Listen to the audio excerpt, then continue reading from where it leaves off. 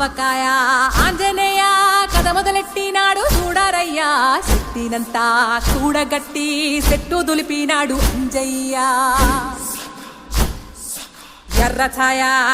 ఛాయ కోతి అవతార వెంటమాయ కత్తి సేత పట్టకుండా కాయ కోసినాడు కపిలయ్యా